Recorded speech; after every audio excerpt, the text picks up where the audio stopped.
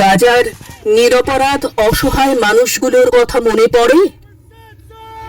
চোখ বন্ধ করলেই খিদে তেষ্টায় জর্জরিত শিশুগুলোর হাহাকার ভেসে উঠছে।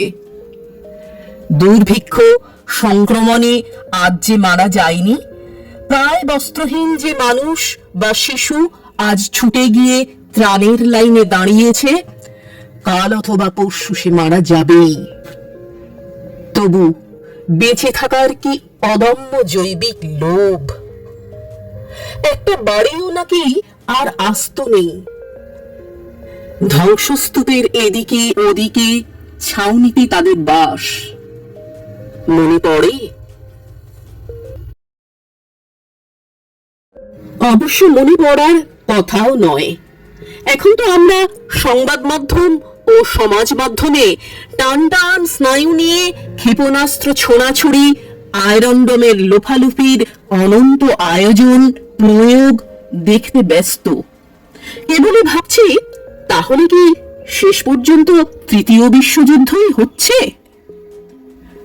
অবশ্য এ আমাদের দোষও নয়, কেননা তাহলে তো পরমাণু বোমার কল্যাণে আমরা যে যেখানে আছি কদিন আগে আর পরে বেশিরভাগই মৃত্যুতে নিমজ্জিত হব।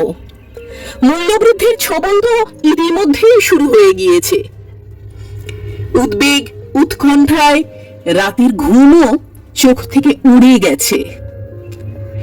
নিজেদেরকে নিয়ে আতঙ্কের চেয়ে গাজাবাসীর দুর্দশা কি আর বেশি মনোযোগ পেতে পারে? তাহলে আজকের ইরান ইসরায়েল আমেরিকার যুদ্ধটা কি ঠিক এইখান থেকেই শুরু? তা না হলে দুটো পরমাণু শক্তিধর রাষ্ট্র ইরান পরমাণু বোমা বানাচ্ছে এই অভিযোগে তাকে অতর্কিতে যুদ্ধ আক্রমণ করে কি করে? একবিংশের সিকি ভাগের ঠিক দরগোড়ায় দাঁড়িয়ে মানব সভ্যতায় যুক্তি, ন্যায়, সততা, মানবতার সত্যিই কি আর কোনো অস্তিত্ব আদৌ আছে?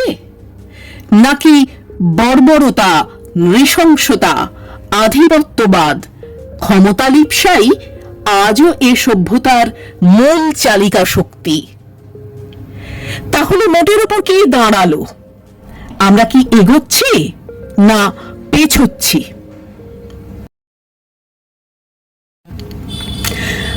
12 জুন 2025-এ ইরান ভেতরে ভেতরে পরমাণু বোমা বানাচ্ছে, ইসরায়েলি গুপ্তচর সংস্থার মোসাদের দেওয়া এই তথ্যের ভিত্তিতে ইসরায়েল অতর্কিতে ইরানকে আক্রমণ করল। ইরানের একাধিক পরমাণু বিজ্ঞানী ও গুরুত্বপূর্ণ সামরিক কর্মকর্তা মারা গেলেন। আমরা যুদ্ধের নতুন একটা রূপ দেখলাম, ইন্টেলিজেন্স এলিমিনেশন প্রসিডিওর। ক্ষতিগ্রস্ত হল দেশটির অগ্রগতি অভিযান। শুরু ইরান ইসরায়েল যুদ্ধ, আঘাত প্রত্যাঘাত, হিংসায় উন্মত্ত পৃথ্বী।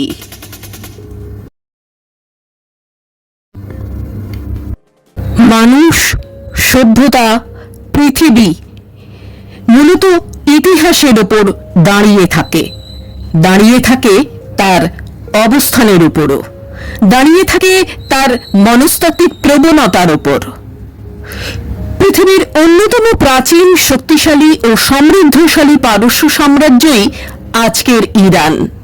রোমান, আরব, মঙ্গল, তুর্কি, ব্রিটেন ও রাশিয়া বারবার করে আক্রমণ করেও গত 500 বছরে ইরানের সীমানায় কোনো পরিবর্তন করে উঠতে পারেনি।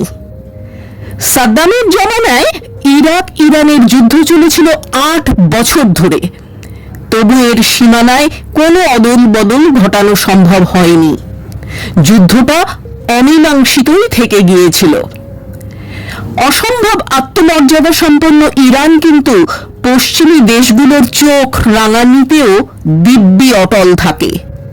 পাহাড়, মালভূমি, উপসাগর ও 7টি দেশ বেষ্টিত ইরান বিশ্বকে যথেষ্ট পরিমাণে তেল গ্যাসই যে শুধু যোগান দেয় তাই নয়, সম্পূর্ণ দেশীয় প্রযুক্তিতে তৈরি ক্ষেপণাস্ত্র ইরানের কাছ থেকে নিয়েই রাশিয়া ইউক্রেনের সঙ্গে যুদ্ধে জিতেছে এই সেদিন। প্রশান্ত মহাসাগর, আটলান্টিক মহাসাগর, কানাডা ও মেক্সিকো বেষ্টিত আমেরিকা কিন্তু তার অবস্থানের জন্যই বিশ্বে অনেকটা এগিয়ে আছে এমনিতেই। মূল আমেরিকা 13টা রাজ্য নিয়ে গঠিত হলেও সাম্রাজ্যবাদ পুঁজিবাদের হাত ধরে আজকের আমেরিকা আয়তনে বৃহৎ হয়েছে। দুটি বিশ্বযুদ্ধে চড়া দামে সব পক্ষকেই প্রচুর পরিমাণে অস্ত্রশস্ত্র বিক্রি করে হয়ে উঠেছে বিশ্বের সবচেয়ে ধনী আর প্রতাপশালী এক রাষ্ট্র। 1945 সালে এই দেশটি পরমাণু অস্ত্র আবিষ্কার করেই মাত্র 3 সপ্তাহের মধ্যেই জাপানের হিরোশিমা নাগাসাকিতে তা প্রয়োগ করে ধ্বংসযজ্ঞ চালায়। আর ইসরায়েল ছুঁচ হয়ে ঢুকে তার পদাঙ্ক অনুসরণ করেই ফাল হয়ে বেরোবার চেষ্টাটা এখনো চালিয়ে যাচ্ছে। প্রাক যুদ্ধ পর্বে কিন্তু আয়াতুল্লাহ আলী খামেনেই বলেছিলেন গাজায় হামলা বন্ধ করতে হবে ইসরায়েলকে, আর ইসরায়েলের পাল্টা হুমকির মুখে তিনি বলেছিলেন ইরান আঘাত করবে না, তবে প্রত্যাঘাত করতে কোনোভাবেই পিছপা হবে না।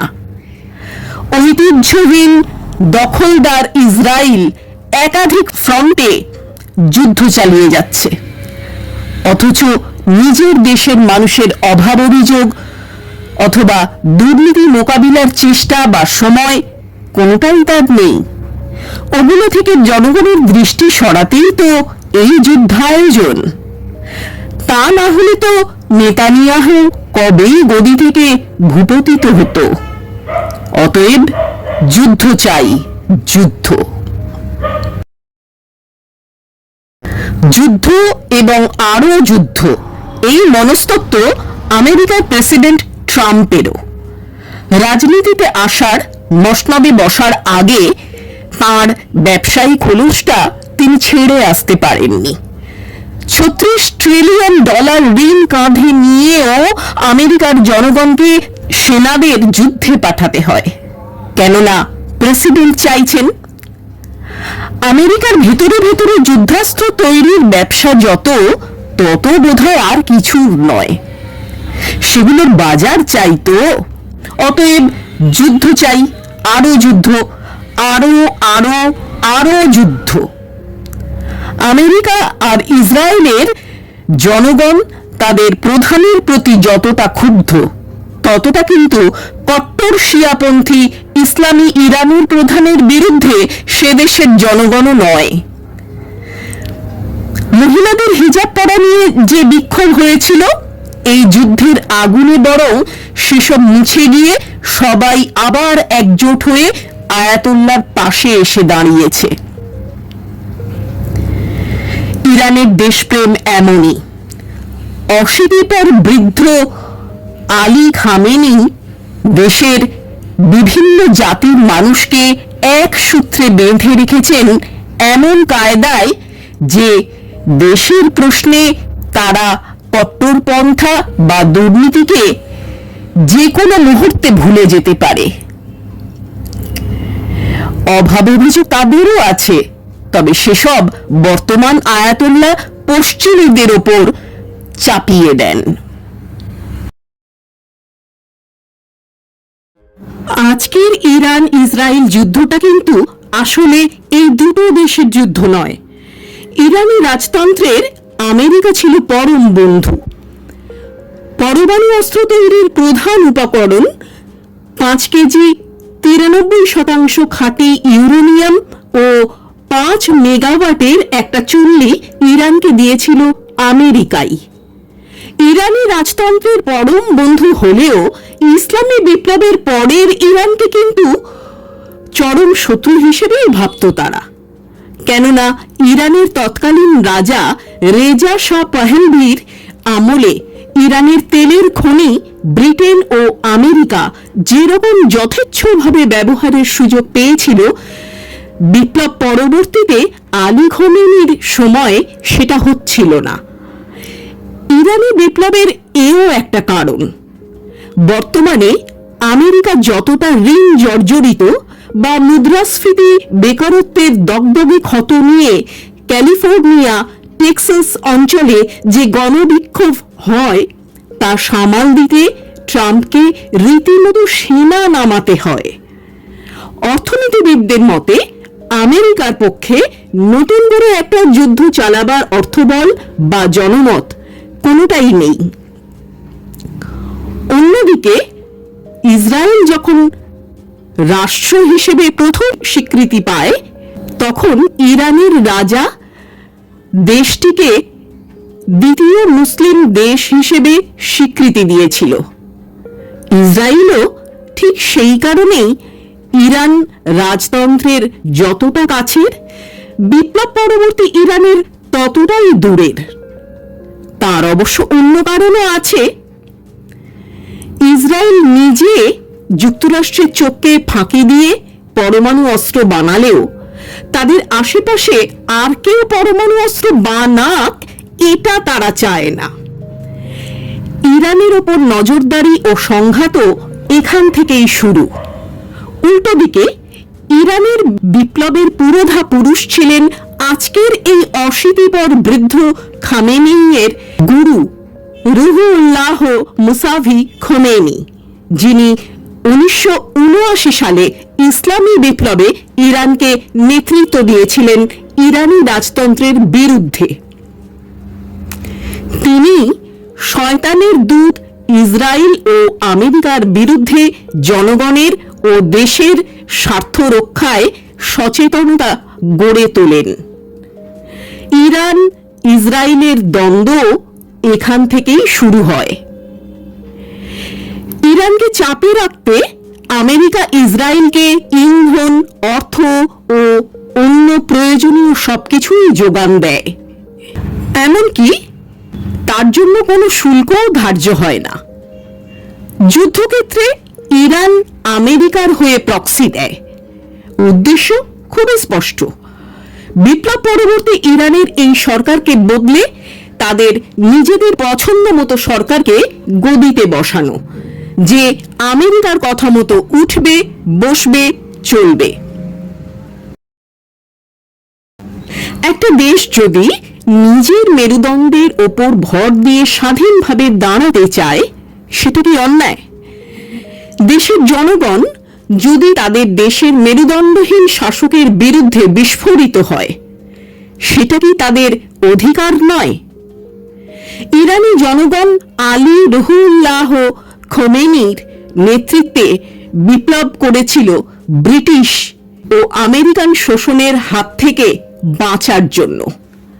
তারা তাদের দেশের তেলের খনি ও অন্যান্য সম্পদ যে নিজেদের কল্যাণে ব্যবহার করতে চেয়েছিল, সাম্রাজ্যবাদের ঔপনিবেশিকতাবাদের দালালের বিরুদ্ধে রুখে দাঁড়িয়ে সেই শোষণের বিরুদ্ধে বিপ্লব কি তাদের জন্মগত অধিকার নয়?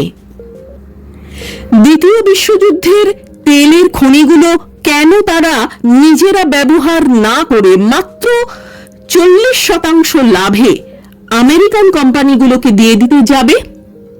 একটা দেশের জনগণ সে দেশের শাসকের পশ্চিমী শিক্ষা দীক্ষা, রীতি রেওয়াজ মেনে নেবে কি নেবে না, সেটা কি তাদের একান্তই নিজেদের ব্যাপার নয়? আমেরিকা কোটি কোটি টাকা তৎকালীন ইরানের সুরক্ষার জন্য যে রেজা শাহকে দিয়েছিল, তার দায় কি কোনোভাবে জনগণের? আমেরিকা ও ব্রিটেন যে 1953 সালে তাদের গোয়েন্দা সংস্থাদের কাজে লাগিয়ে সেখানে প্রতিবিপ্লব করেছিল, সেটা কি ইরানের জনগণের মঙ্গলের স্বার্থে? যদি জনগণের স্বার্থে কিছু করার সদিচ্ছে ব্রিটেন আমেরিকার সত্যিই ছিল, যদি গোড়ামির অন্ধকার থেকে সেখানকার জনগণকে বের করে এনে আধুনিক যাপনে অভ্যস্ত করাই উদ্দেশ্য হতো, তাহলে তো সেটা শিক্ষার প্রসারের মধ্যে দিয়েই করা যেতে পারত, তাই নয় কি? একটা পরিপূর্ণ গণভোটের মধ্যে দিয়ে আসা জনগণের নির্বাচিত সরকারকে মান্যতা দেওয়াটাই কি একটা সভ্য গণতান্ত্রিক রাষ্ট্রের কর্তব্য নয়? আমাদের সভ্যতার অগ্রগতির সূচক পৃথিবী জোড়া আধুনিক অস্ত্রশস্ত্রের সম্ভার। আমেরিকার B-2 বিমান, JBU-57 বাংকার বাস্টার বোমা, যা কিনা মাটি ফুঁড়ে 3000 ফুট গভীরে গিয়ে অব্যর্থ নিশানায় যে কোনো কিছু ধ্বংস করতে পারে। আছে F-15 eagle, F-22 Raptor, F-35, A-10, B-1 Lancer, B-2 spirit. জানলাম 11টি এয়ারক্রাফট ক্যারিয়ার আমেরিকার নৌবাহিনীর অহং। এই তালিকা শেষ করা খুব মুশকিল। গোটা বিশ্বে 800 সামরিক ঘাঁটি আমেরিকার। শুধু তাই নয়, বিশ্বের যেসব জায়গায় মানুষ এখনো পৌঁছতে পারেনি, আমেরিকা সেখানেও ঘাঁটি খুলে বসে আছে। প্রতি বছর $900 বিলিয়ন আমেরিকা সামরিক খাতে ব্যয় করে। অর্থনীতিবিদদের মতে এর 100 ভাগের 1 ভাগ দিয়ে গোটা বিশ্বের দুর্ভিক্ষ দূর করা সম্ভব হতো। দ্বিতীয় বিশ্বযুদ্ধের পর থেকে এমন কোনো যুদ্ধ নেই যেখানে এই দেশটি প্রত্যক্ষ বা পরোক্ষভাবে জড়িয়ে নেই। প্রায় প্রত্যেক দিন নতুন নতুন যুদ্ধ বাঁধাচ্ছে আমেরিকা। এই আধিপত্যবাদের পরাকাষ্ঠাই আমেরিকাকে বিশ্বের অগ্রগতি সূচকের একেবারে প্রথমে রেখেছে। ইসরায়েলের আয়রন ডোম, মেকাভা 4 ট্যাঙ্ক, যুদ্ধযান, F-13, F-16, F-35 যুদ্ধ বিমান, ইরানের ballistic missile, Fattah hypersonic missile, drone, মাটির নিচে থাকা গোপন সামরিক ঘাঁটি, T-72 ও তারার যুদ্ধ ট্যাঙ্ক, প্রযুক্তির অতুলনীয় পারদর্শিতা। ইরানের submarine, petrol boat, mine warfare জাহাজ পারস্য উপসাগর থেকে ভারত মহাসাগর অবধি সর্বত্র ছড়িয়ে রাখা আছে। রাশিয়া, চীন, ভারত, পাকিস্তান, উত্তর কোরিয়া বা আরো অন্যান্য দেশগুলোর কথা না হয় এখন ছেড়েই দিলাম। 12 দিনের যুদ্ধে ইসরায়েলের তেল আভিভ প্রায় ধ্বংসস্তূপে পরিণত হয়েছে, যার সঙ্গে অনেকেই গাজার ধ্বংসস্তূপের তুলনা করছেন। জানি না তুলনা কি সত্যিই চলে।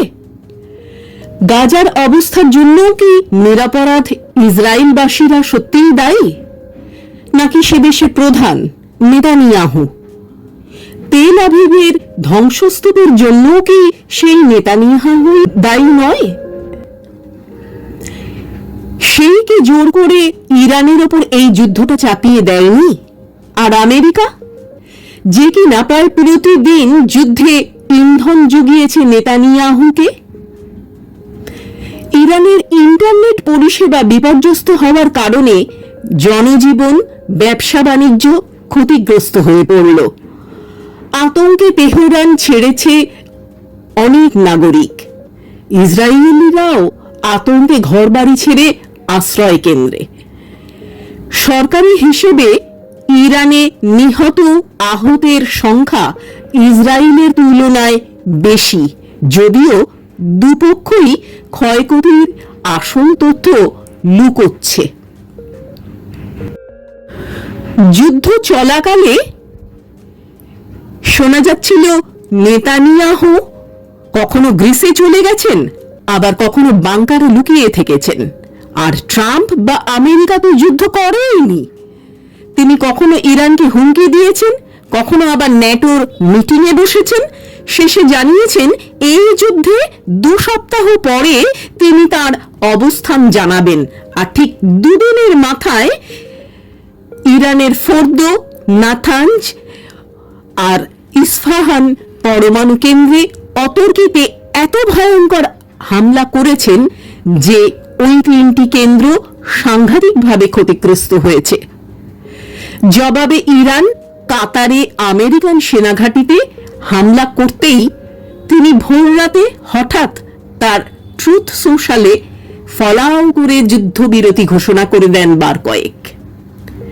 খামেনি অবশ্য শেষের দিকে গোপন কক্ষে যন্ত্রবিহীন থেকে শুধু বিশ্বস্ত চর মারফত সংবাদ আদান প্রদানের কাজ করেছেন, ইসরায়েল আমেরিকার হত্যার হুমকিতে বাধ্য হয়েই। অশীতিপর বৃদ্ধ অবশ্য অনেক আগেই ষড়যন্ত্রে তার ডান হাতটা হারিয়েছেন। কিছু বোঝার আগেই এই সব ঘটল।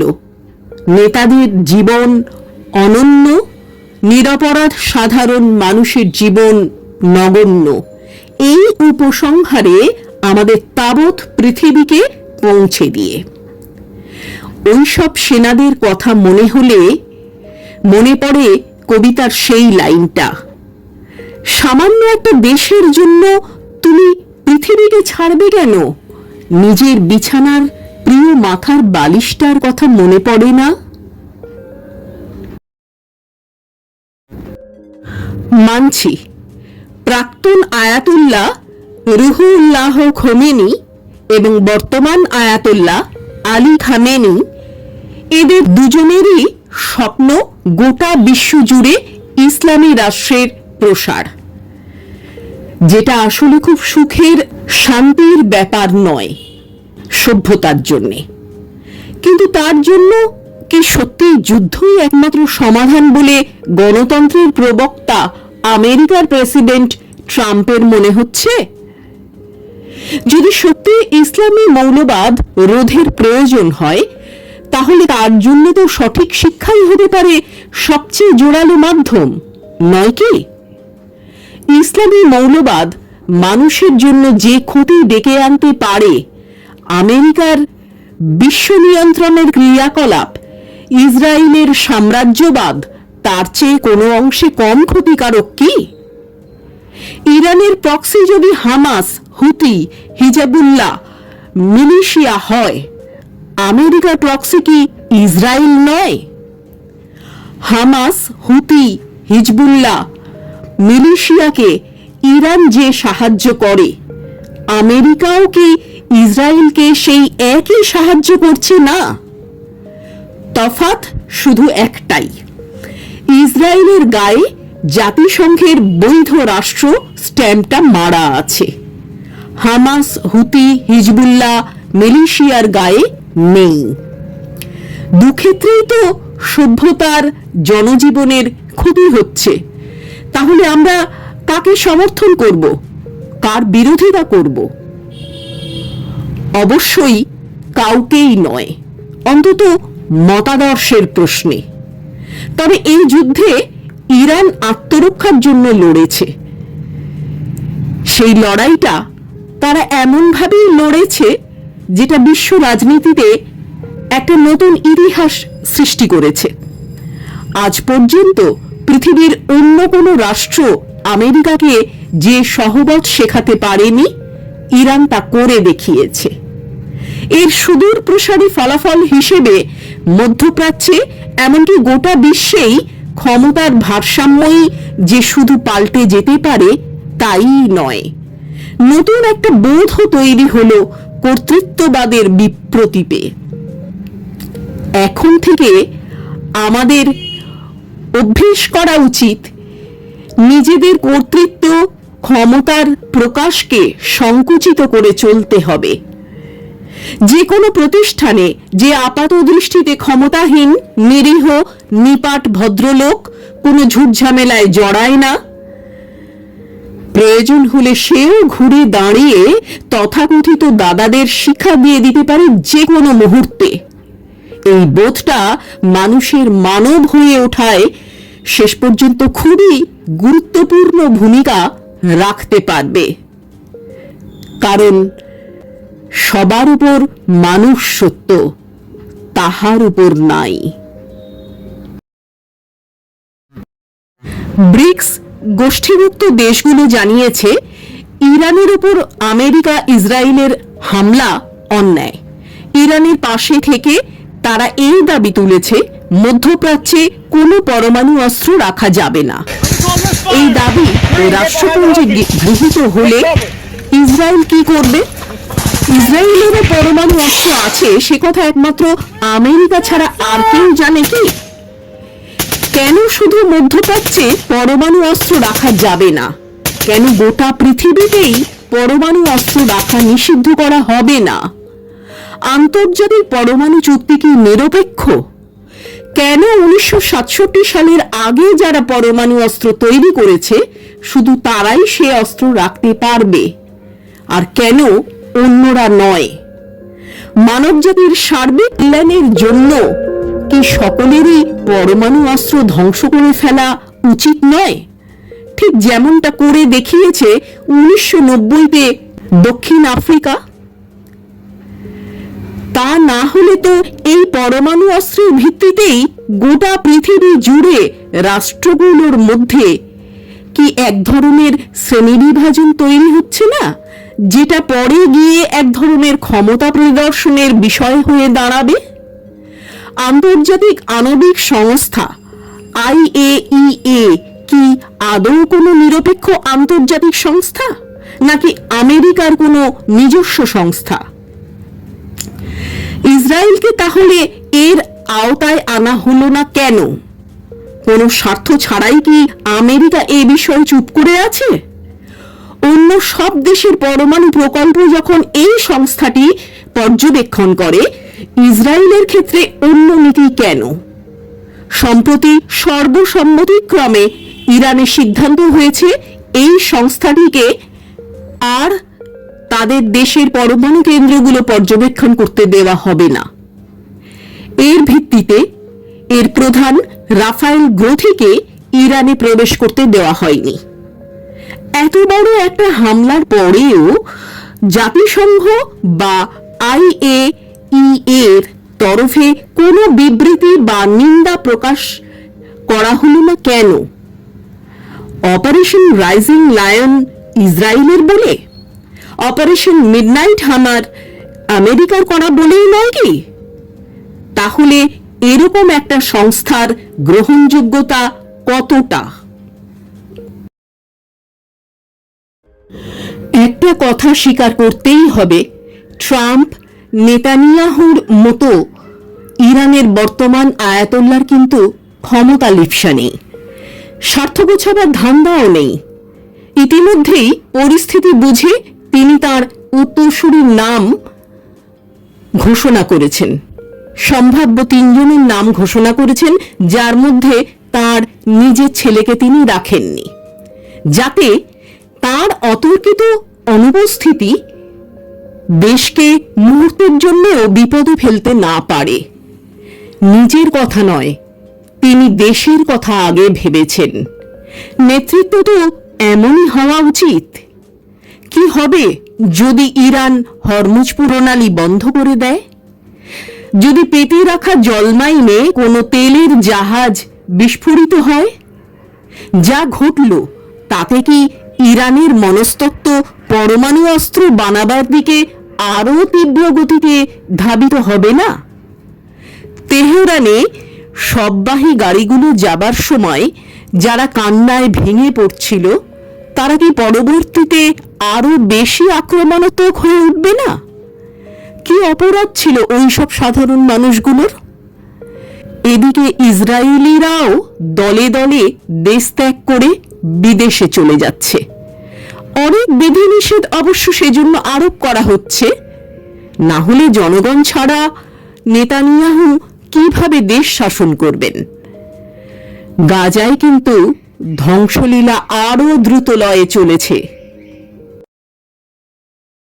যেটা দেখা যাচ্ছে, আমেরিকার কথা মতো যে চলতে পারবে সে যা খুশি তাই করতে পারবে। আমেরিকা তাকে রক্ষা করবে, সে যত বড় অন্যায়কারী হোক। সেটা যদি না হয়, তাহলে যত বড় ন্যায়সঙ্গত কাজই করুক না কেন কেউ, আমেরিকা তাকে পিষে মারবে। এই বিশ্ব ব্যবস্থার অবসান হওয়া দরকার। দরকার একটা নিরপেক্ষ বৈশ্বিক সংস্থা, যাকে মান্যতা দিতে সব রাষ্ট্রই বাধ্য থাকবে। সেই সংস্থায় কোনো রাষ্ট্রনেতা থাকতে পারবে না। দরকার আরো আরো রাষ্ট্রনৈতিক মনস্তাত্ত্বিক গবেষণা ও উপায়ের প্রয়োগ শিক্ষায় ও সভ্যতার নানা স্তরে, যাতে শৈশব থেকেই মানব মনে অর্থহীন হিংসা দেশ মুছে ফেলে যত্নশীলতা, সৌভ্রাতৃত্ব, কৃতজ্ঞতা এইসব গুণগুলো রোপণ করা যায়। শিশু ঠিকমতো তৈরি হচ্ছে না। শিশু যদি ঠিকমতো তৈরি না হয়, তাহলে সঠিক মানুষ তৈরি হবে কি করে? সঠিক মানুষ তৈরি না হলে ভালো ও সঠিক রাষ্ট্র নেতা বা নেত্রী তৈরি হবে কি করে? নানা প্রকারের মৌলবাদ নিয়ে আমরা বড্ড ভেবে মরছি।